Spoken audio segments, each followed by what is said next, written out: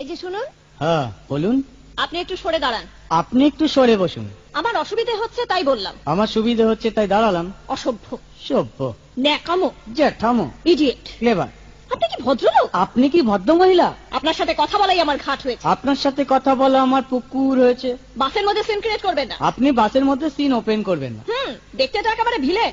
আপনাকে দেখতে কি ডামরি হেলেন? ভদ্রতা শিখবেন বাড়িতে। আপনি ভদ্রতা শিখবেন গাড়িতে। আপনার কোনো কাণ্ডজ্ঞান নেই। আপনার কোনো সাধারণ জ্ঞান নেই। সকালবেলা কি কচু খেয়ে এসেছেন? আপনি কি সকালবেলা খালি পেটে এসেছেন? ঠিক আছে ঠিক আছে, হয়েছে হয়েছে।